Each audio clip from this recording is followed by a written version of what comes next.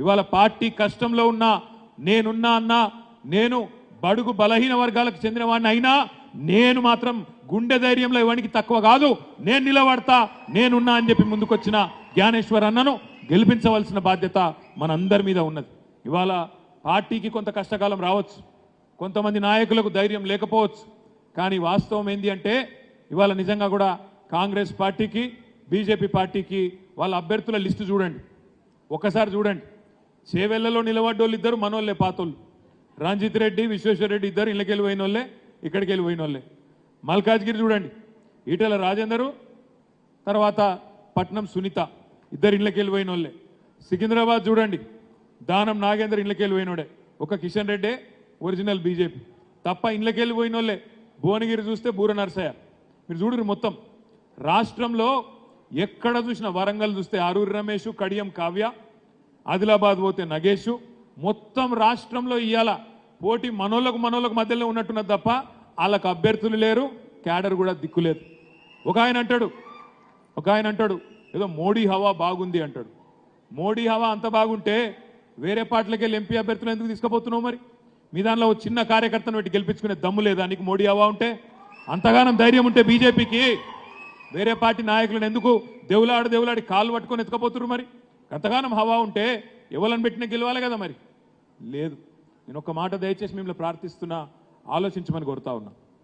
ఇవాళ మాట్లాడితే బీజేపీ వాళ్ళు పెద్ద పెద్ద మాటలు చెప్తారు. రాముడికి దండం పెడదాం, ఓటేయండి మోడీకి అంటారు. రాముడికి దండం పెడదాం, కానీ ఓటెందుకు బీజేపీకి వేయాలో ఆలోచిద్దాం. రాముడికి దండం పెడదాం, తప్పేం లేదు. హిందువులు అన్నప్పుడు దేవుడు అందరికీ దేవుడే కాబట్టి తప్పకుండా దండం పెడదాం. కానీ ఓటు ఎందుకు వేయాలో చేవెళ్ళ బీజేపీకి? ఏం చేసింది బీజేపీ చేవెళ్ళకు కానీ తెలంగాణకు కానీ? ఒక్క పని చెప్పగలుగుతాడా విశ్వేశ్వర రెడ్డి? ఒక కొత్త రైలు ఇచ్చిండా? కొత్తగా ఒక ఫ్యాక్టరీ పెట్టిండా? ఈ ప్రాంతంలో పాలమూరు రంగారెడ్డి ఎత్తిపోతల పథకానికి జాతీయ హోదా ఇచ్చిండా నరేంద్ర మోడీ? లేదా ఉన్న ఐటీఐఆర్ను రద్దు చేసి మన పిల్లల నోట్లో మట్టి కొట్టినందుక? ఎందుకు వేయాలి ఓటు భారతీయ జనతా పార్టీకి? ఏ కారణం చేత వేయాలి?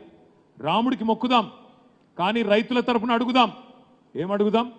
ఏమయ్యా మోడీ గారు డబల్ చేస్తా అన్నావు రైతుల ఆదాయం 2022 వరకు, ఎందుకు చేయలేదు అని అడిగితే తప్ప?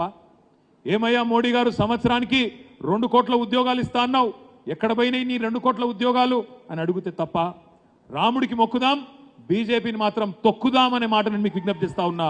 రాముడికి మొక్కుదాం తప్పు లేదు, కానీ బీజేపీని తొక్కుదాం. ఎందుకంటే ఇలా రాముడి పేరు చెప్పి రాజకీయంగా లాభం పొందే ప్రయత్నం చేస్తున్నది భారతీయ జనతా పార్టీ. ఎట్లా తయారైందంటే కథ, ఊళ్ళల్లో అక్కడిక్కడ చూస్తున్నా నేను, ఫ్లెక్సీలు కడుతున్నారు. ఓ దిక్కు రాముని బొమ్మ, ఇంకో దిక్కు పైన మోడీ గారి బొమ్మ, కింద విశ్వేశ్వరరెడ్డి బొమ్మ. ఎట్లా అయిపోయిందంటే మన వానకాలం రాగానే మన ఊర్లలో ఎట్లుంటుంది, సాయంత్రం పూట రాగానే కొన్ని పురుగులు మోపైతాయి ఇళ్ళల్లో. ఆ ఉసిళ్ళు అంటారు కదా, ఉసిళ్ళు వస్తాయి.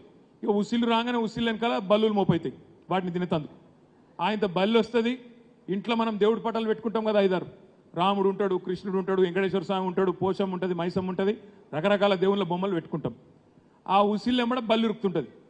మనం కొడతా ఉంటాం, బల్లి పోవాలి చూసుకొని కొడుతుంటాం. ఆయనతో బల్లి ఏం చేస్తుంది, పోయి దేవుని పటం మీద కూర్చుంటుంది. ఇక దేవుని పటం మీద కూర్చున్నాక ఏం చేస్తాం, దండం పెట్టాల్సిందే తప్ప కొట్టలేము కదా. ఇలా బీజేపీ పరిస్థితి కూడా అట్లే ఉన్నది. చేసిందేమి లేదు కాబట్టే ఈ దేశానికి కానీ ఈ దేశంలో ఉన్న పేదలకు కానీ చేసిందేమి లేదు కాబట్టే దేవుణ్ణి అడ్డం పెట్టుకొని రాజకీయం చేస్తున్నది భారతీయ జనతా పార్టీ. అందుకే నేను అంటున్నా, రాముడికి మొక్కుదాం, బీజేపీని తొక్కుదామని నినాదం తీసుకుందాం, తప్పకుండా నిలదీద్దాం. తెలంగాణకు ఒక్క మెడికల్ కాలేజ్ ఇయ్యలే బీజేపీ, తెలంగాణకు ఒక్క ఇంజనీరింగ్ కాలేజ్ ఇయ్యలే బీజేపీ, తెలంగాణకు ఒక్క నవోదయ పాఠశాల ఇయ్యలే భారతీయ జనతా పార్టీ, ఒక్క ప్రాజెక్టుకు జాతీయ హోదా ఇయ్యలే భారతీయ జనతా పార్టీ. అలాంటి దిక్కుమాలిన పార్టీకి ఎందుకు ఓటేయాలని నేను అడుగుతున్నా.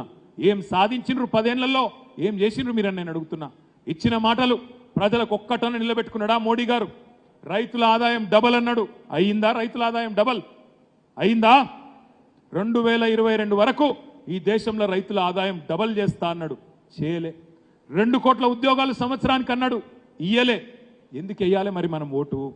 60 రూపాయలున్న డీజిల్ను 95 రూపాయలు చేసినందుక, లేదా 70 రూపాయలున్న పెట్రోల్ను 110 చేసినందుక ఎందుకు వెయ్యాలి భారతీయ జనతా పార్టీ ఓటు? పప్పు పిరం, ఉప్పు పిరం, నూనె పిరం, చింతపండు పిరం, అన్ని పిరం చేసినందుకు వేయాలన్నా నరేంద్ర మోడీకి ఓటు? డీజిల్ రేటు పెంచుతుంది. డీజిల్ రేటు పెంచితే ఏమవుతుంది? కూరగాయల రేట్లు పెరుగుతాయి, రవాణా సరుకుల రవాణా ఛార్జీలు పెరుగుతాయి, అన్ని నిత్యావసర వస్తువుల ధరలు పెరుగుతాయి. అందుకే మన ఆడబిడ్డ